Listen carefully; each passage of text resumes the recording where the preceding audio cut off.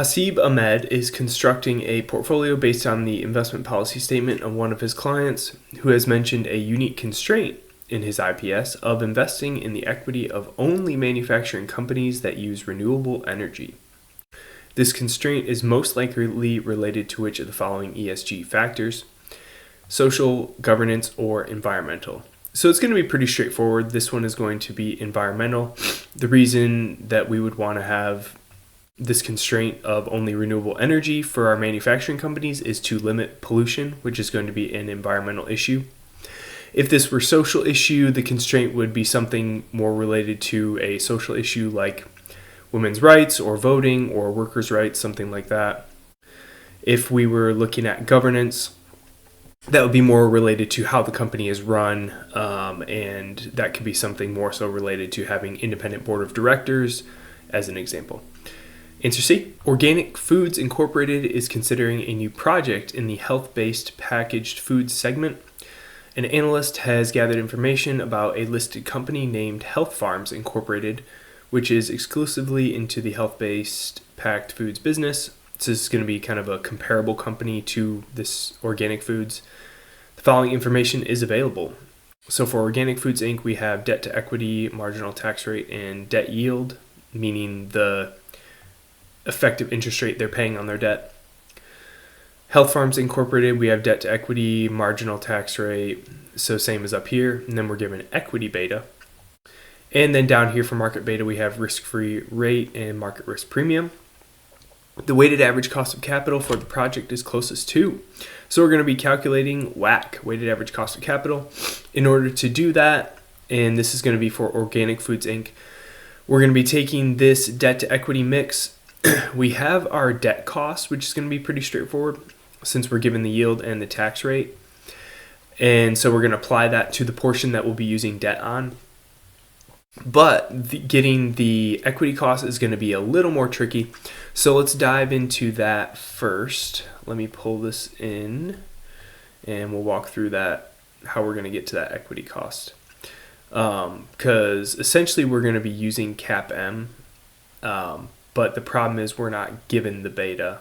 Sorry, let me just make this a little smaller so it fits. But we're not given the beta, so we're going to need to go through a couple different calculations to get that beta. So asset beta is going to be equal to equity beta, and then multiplied through all these numbers here. So what we're going to do is we're going to find the asset beta of Health Farms Inc., and then we'll be able to apply that to Organic Foods Inc., and then we'll be able to calculate Organic Foods Inc.'s equity beta. Because the key here is we need to adjust this beta for the amount of debt, because more highly levered companies are going to likely have a higher equity beta. So Health Farms Inc., we're going to plug in that equity beta of 1.2, and then we're going to multiply through this formula. So we have tax rate given at 40% right here. And then we're multiplying that by the debt to equity, which is 2. When we multiply that through, we get an asset beta of 0.55. And now we're going to turn around and plug that into our equity beta formula, which is going to be just kind of this formula but flipped. So we've got asset beta is multiplied by 1 plus 1 minus the tax rate times debt to equity. So we're doing tax rate here of Organic Foods Inc., which is 30%, and debt to equity of 1.5. So when we multiply all that through, we get 1.13. And then let's walk through these last few steps here to calculate the WACC. So our debt percentage is going to be 1.5 divided by 1.5 plus 1, which is going to give us 0.6. That is going to be our weight of debt in our weighted average cost of capital. And then equity percent is just going to be 1 minus that. So for our debt costs, we'll take 12.5% yield, multiply that by 1 minus the tax rate, which will be 0.7.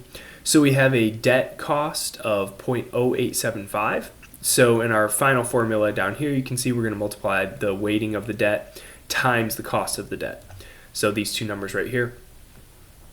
And then for the equity cost, now that we have that equity beta calculated, we're going to plug that into our CAPM formula. So we'll take the risk-free rate, which is given at 5%, and then we're going to add that to beta times market risk premium, and we're also given market risk premium of 7%. and we're multiplying that by the equity beta. That works out to an equity cost of 12.91%. So now we're multiplying that by our equity percent that we're using for this deal or for the investment or project, whatever you want to call it. And we multiply all that through, we get a weighted average cost of capital of 10.41%. We probably just had some rounding in there, so we'll go with answer A, 10.4%. A firm's number of days payable is 69 days compared to an industry average of 45 days. Which of the following is the most appropriate interpretation of this discrepancy? So days of payables, that is what we're paying to our suppliers or vendors or whoever else we owe money to. So what this is telling us is that it's taking us a lot more time to pay our vendors and suppliers than it is other industry peers. So that said, what's the most appropriate interpretation? A, the firm might be taking too long to pay its payables. That could be correct. I'll circle it for now, but essentially we may not have enough cash on hand to pay that, so we're having to go past our normal due dates, and so it's taking us longer to pay those payables. B, the firm's payable turnover ratio is higher than the industry's payable turnover ratio. This is going to be incorrect. The payable turnover ratio is basically this inverted. So to get the turnover ratio, we'll do 365 divided by 69, and then we would do 365 divided by 45. So if we work through those numbers, if we're dividing 365 by a lower number, that's going to give us a higher number. So the firm's payable turnover ratio is going to be lower, not higher than the industry average. C, the firm's higher days of payable imply that its suppliers have higher creditworthiness compared to the industry. This is also going to be correct. What this might be implying is that this firm has a higher creditworthiness because they're letting this firm pay over a longer period of time instead of the industry average because they have higher creditworthiness. But it doesn't do anything for our suppliers' creditworthiness. If our suppliers had higher creditworthiness, then maybe we would allow them a longer time period for our accounts receivable. So we're going to stick with A here. Which of the following is least likely to influence the value proposition of a firm? We have A, relative pricing, B, target customers or market, or C, customer service and support. So least likely to influence, so two of these will be influencing value prop of a firm and one will not. These all seem like they could certainly have an influence on the value proposition of the firm, but let's dig into each of these. Looking at relative pricing, this is certainly going to have an influence and we'll rule that out. And that's because the relative pricing relative to other competitors is going to kind of tell what type of value we're providing. If we provide a premium service, then we should be providing, or if we're charging premium pricing, then we should be providing a premium service, and vice versa relative to other customers or relative to other competitors. So if our relative pricing will influence that value prop. B, target customers or market. We may start to form our value proposition and target that towards certain customers or a market. However, this is likely going to be our answer relative to customer service and support. Understanding the target customers or market is going to be important for influencing what we do with like our product roadmap and where the product may grow into or other areas we might go into. However, we want to have our value proposition based on the product and service and value that we provide and not necessarily just focus that on what we think the target customers or market want. We want to have our value proposition kind of independent of that and make sure that we're communicating what that value is for those target customers.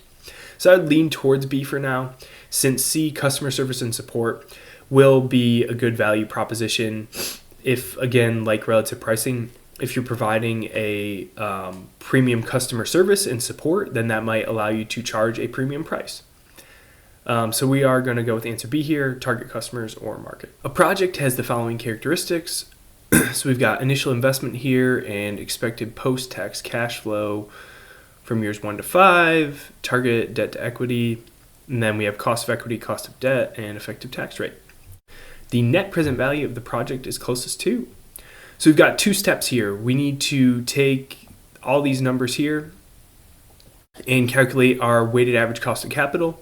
And then once we have our WACC, we're going to plug all these cash flows into our financial calculator. And then we'll be able to use that WACC as the discount rate and calculate this net present value. So let's walk through those steps. First, we're going to calculate the weighted average cost of capital. For debt to equity, that's going to tell us what percent debt we're using and what percent equity we're using. So we've got 0.5% or 0.5 debt to equity, which means we have 50 cents of debt for every $1 of equity. So to calculate that percent, we do 0.5 divided by 0.5 plus 1, gets us 0.33. So we're using 1/3 debt and 2/3 equity. Our cost of equity is just going to be this 2/3 times 12.5, which we have right here. And then for the debt, we need to consider the tax rate. So 1 minus the tax rate multiplied by cost of debt and multiplied by that weighting is going to give us that debt number there. These add up to 10.55%. So this is going to be our discount rate. So let's pull up the calculator now. We're going to be in this cash flows function. Our cash flow 1, since the initial investment is $75,000, that'll be minus $75,000. And then for cash flow, that's for cash flow 0. And then for cash flow 1, we're going to have $22,000, which will be positive since that's what we're receiving. And that's going to be for years 1 to 5. So we don't need to put this cash flow in 5 times. We can just put frequency of 5. And then we want to make sure we don't have any other cash flows in there. And from here, we'll go to net present value, plug in that discount rate of 10.55, which we calculated as our WACC. And then we'll, I already hit compute, but you'd hit NPV compute and you get 7238.61, which is going to round most closely to answer B for us. Which of the following real options is most likely an example of a sizing option? So real options are options in real life, essentially. So we're not talking about financial derivatives here. We're talking about options related to corporate finance and projects. So which one's a sizing option? A price setting option. A price setting option is not going to be a sizing option. This is going to be a type of flexibility option and essentially lets us move the price of something up or down. B, an abandonment option. This will likely be a sizing option. An abandonment option would essentially give the company the opportunity to get rid of the project, so the sizing would go down. So if we got partway into the project and it wasn't profitable, we could abandon it and take the size down. And then C, production flexibility options. Again, this is going to be similar to A in that it's a flexibility option. And this could be kind of considered a sizing option since we're taking the size of production up or down. But sizing options are more so related to investment projects, whereas production flexibility is going to be related to operational current company operations and stuff like that. So this is going to be answer B. A company is evaluating the possibility of initiating a new capital investment project with an estimated cost of $14 million. The subsequent 5-year after-tax cash flow projections are provided below. So we've got years 1, 2, 3, 4, and 5, and these cash flows. So what we're doing is we're putting in $14 million, and then we're receiving this back over the 5 years. The net present value using a required rate of return of 8% is closest to. So what we're going to be doing here is we're going to be using our cash flows function on the calculator. We'll have a negative 14 at the beginning for our investment, and then we'll have these positive cash flows here, and we're going to plug in that discount rate of 8%. So these cash flows are going to get discounted back to the present value via the calculator. So let's pull this up. I've already got these cash flows in, so you don't have to watch me punch all the numbers in here. So our initial cash flow is going to be this cost of $14 million. So we've got minus $14 million. And then from here, we're just plugging each of these cash flows in, and they're only having a frequency of 1 since they're only occurring 1 year per each. So we can skip through these. We've got them all plugged in. Make sure we don't have any additional cash flows in there. Then from here, we'll click our NPV button. We've got interest rate of 8 for that discount rate, required rate of return. And then we'll scroll down and hit compute. and we get minus 4.88 million, which is going to line up right here with answer A. Which of the following is the most appropriate term for the discount rate that makes the present value of expected incremental after-tax cash inflows equivalent to the initial cash outlay? A, net present value. We can rule that out. Net present value is not a discount rate. It's the value that we would be receiving back or not receiving back based on our project. B, opportunity cost. This is also not going to be a type of discount rate. Opportunity cost is referring to different opportunities that we could have had and used our cash for and what we could have received as a rate of return on those, but it's not going to be a discount rate on our projects. So that leaves us with C, internal rate of return. And this is going to be correct since this is basically a definition of internal rate of return. It tells us what present value in investment return we need to receive basically to get back our initial cash outlay. Answer C. Which of the following is most likely an external factor affecting a company's capital structure? A, existing leverage, B, market conditions, or C, capital structure policies. So external factor meaning that the company doesn't really have control over it. An internal factor would mean that the company and executives could make changes to it, to the company's capital structure without any kind of external factors having effect. So A, existing leverage, the company will have some say over this, so it will be an internal factor. Rather than having more leverage, they could issue more equity if they wanted to. Maybe it would be more costly. However, it's an internal factor because they have control over the amount of debt and equity that they're using. B, market conditions. This one could definitely be an external factor. This is going to be completely out of the company's control, and the market participants are going to set the cost of debt and equity for the company. So it's going to be a lot more out of the company's control. So I would lean towards B being our correct answer so far. And then C, capital structure policies. This is set internally. So again, this is going to be similar to existing leverage. This will be an internal factor.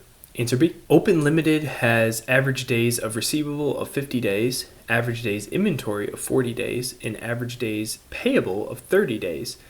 Port Limited, operating in the same industry, has a receivables turnover of 6 times, inventory turnover of 12 times, and payables turnover of 9 times. So we have similar information for each of these. They're just given in different contexts. So we have average days and then turnover. Given the information above, what is the most accurate statement?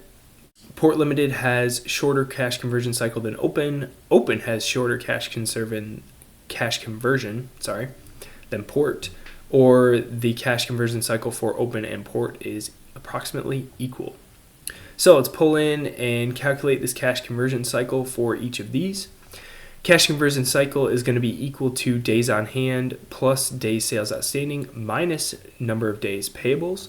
So for Open, that's pretty straightforward. These are all given. So days of inventory on hand will be 40. Days of receivables is the same as days sales outstanding, so 50. And then days payable, 30. So we'll have 40 plus 50 minus 30 gives us 60. And then for Port, what we need to do is take these turnovers and we divide them, or we'll divide 365 by the turnover, and that's going to give us our average days payable. So for our days on hand, we're going to take 365 divided by 12. Since we have inventory of 12 times. Essentially what this is telling us is we turn over or get rid of our inventory 12 times throughout the year. So if we're turning it over 12 times throughout the year, dividing that into 365 is going to give us our average days that we have of inventory on hand. And we work those through for the other two, and we get 50.69.